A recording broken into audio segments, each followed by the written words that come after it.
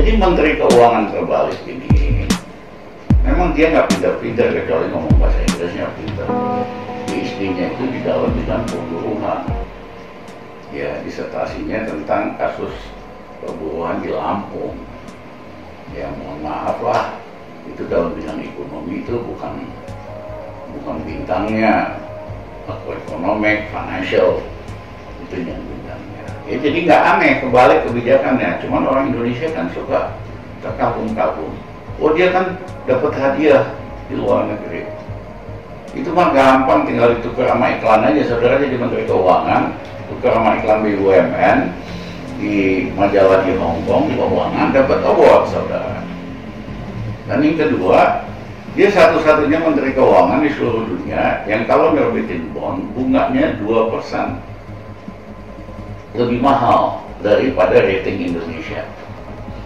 Misalnya, rating Indonesia itu lebih bagus dari Filipina, dari Vietnam, dari Thailand. Tapi kalau minjem harusnya bunga yield kita lebih murah dari ini. Dia bikin lebih mahal, 2% lebih mahal. Ya, jadi misalnya Yudi ke bank, pengumuman di situ, bunga bank di sini 12%. Semua nasabah negosiasi bisa lebih murah nggak Pak? Iya. Yudi datang, Pak, saya mau minjem, saya mau kasih Bapak bunga 14%. Langsung diangkat-angkat Yudi. Iya. Pakai hebat banget, apa segala macam. Tapi negara dirugikan. Iya. Nah, jadi selain soal COVID, strategi penanganan krisis ini akan bikin kita semakin nyungsep. Karena ilmunya kebalik. Iya kan? Orang lain pompat daya beli yang bawah, dia malah Uber.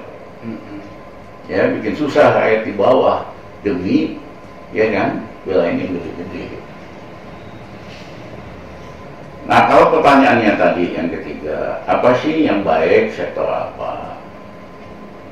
Satu, dengan adanya COVID ini, mau tidak mau, ya kan, dunia online lah, dunia yang pasti bakal maju lah. COVID habis pun semua orang mau dagang, mau apa, ya kan, itu selalu ada opportunity untuk terbuka online.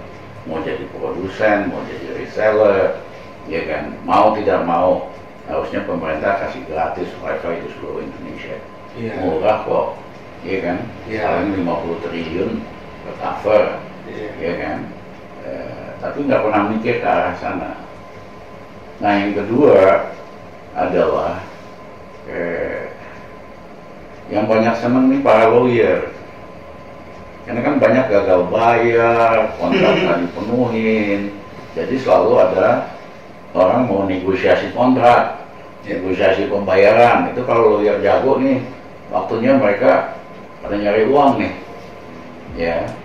Dan yang ketiga adalah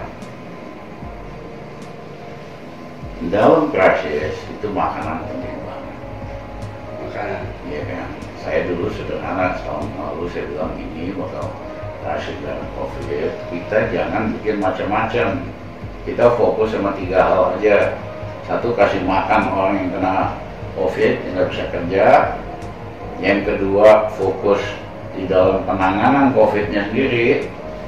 Yang ketiga, invest di produksi pangan. Ya, jangan mikirin proyek ini, proyek itu, proyek apa. Nah, ini menteri pejabatnya kebalik. Dia masih tetap pengen bikin ibu kota baru, proyek infrastruktur ini, itu. Dulu waktu krisis ekonomi 98, kita hentikan dulu semua proyek besar. Setelah 2 tahun kita punya uang, baru kita mulai lagi. Ya. Nah, ini kebalik. Harusnya kayak rumah tangga aja, kalau lagi sulit, ya nggak penting di stop dulu. Ya, negara juga kayak gitu. Ini lagi sulit, ngapain bangun infrastruktur? Orang yang pakai aja kagak ada. Kecuali mau dapat kickback dari pembangunan infrastruktur. Iya kan? Ya, harusnya dihentikan dulu proyek-proyek yang nggak penting. Kita fokus sama 3 hal. Nah, cukup uang, saya hitung pada waktu itu.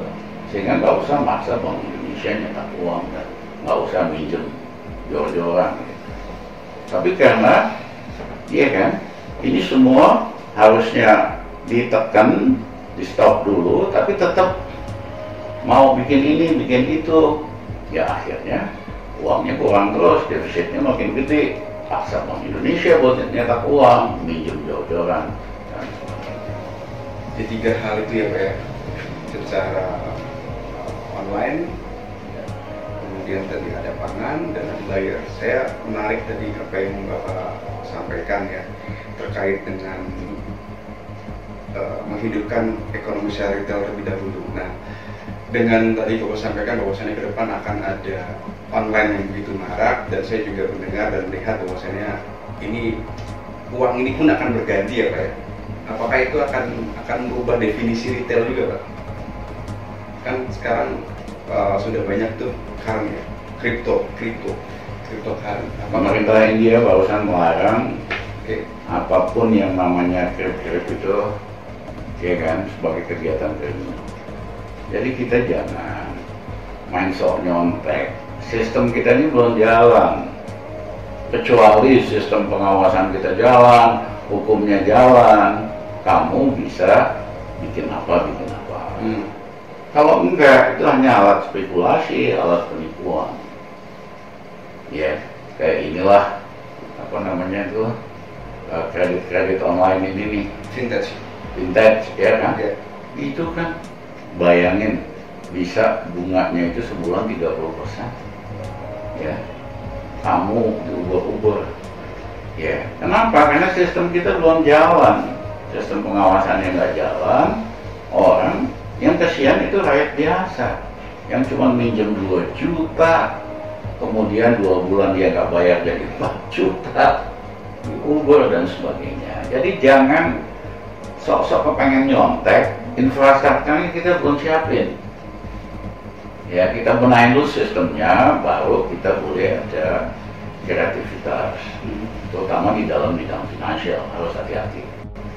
Ya, karena dampaknya besar sekali. Jadi kita belum siap ya Pak untuk masuk ke sana ya. Retail berarti masih seperti konvensional saja ya? Bukan konvensional, kan semua penjualan lebih banyak online sekarang. Menawarkan takut. Artinya apa?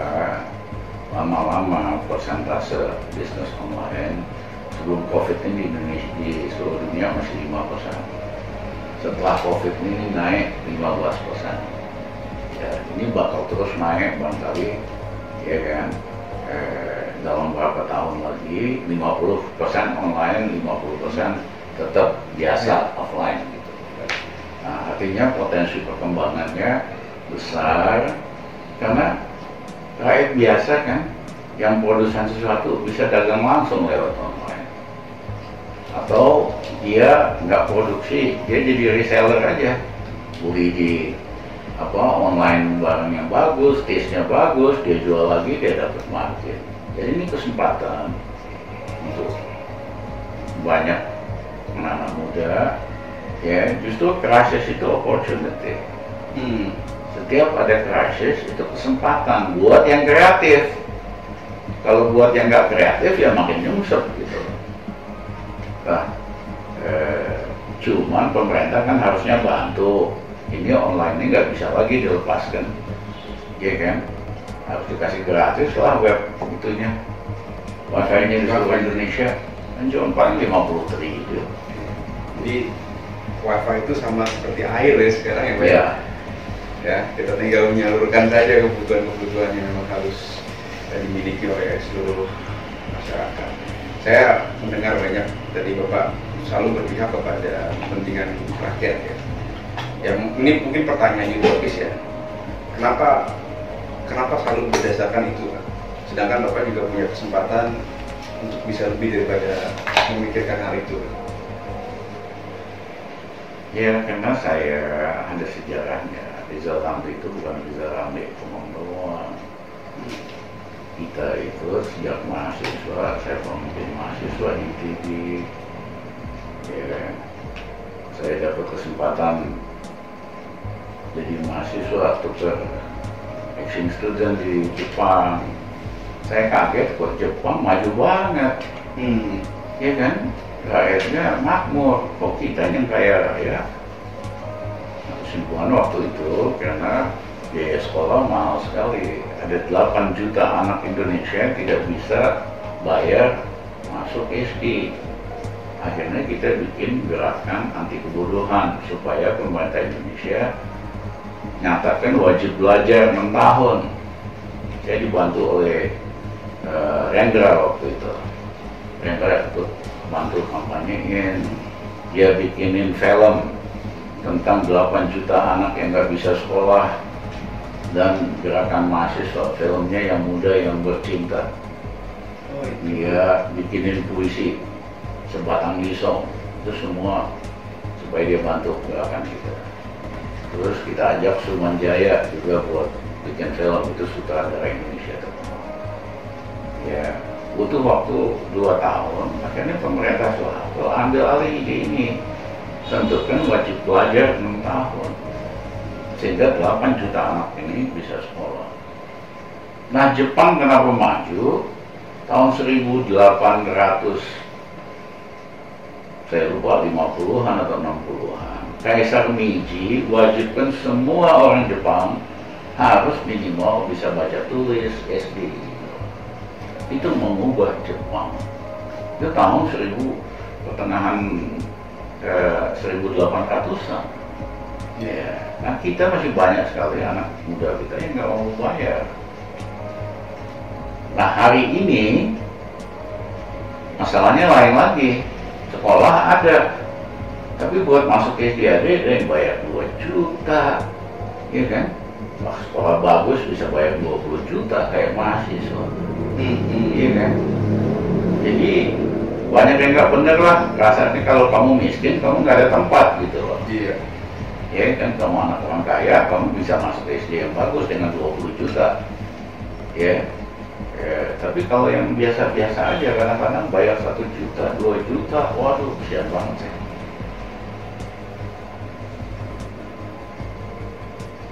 Jadi negara kita ini banyak orang miskin ya Pak? Banyak, mayoritas miskin. Mayoritas miskin? Ya. Kalau yang di bawah, istilahnya pendapatannya di bawah $1 aja, yang miskin itu lebih dari. Nah, standar $1 itu standar kemiskinan yang rendah. Bank Dunia aja nggak pakai kok. Bank Dunia sekarang pakai $2 satu hari. Satu hari? Ya, iya kan, $2 itu kan hampir 3.000 perak sehari gitu. Itu yang miskin di Indonesia 60%. Itu sampai dengan sekarang kan? Statistik itu atau sekarang Bapak lihat ada perubahan? Sekarang makin banyak yang miskin. Makin banyak.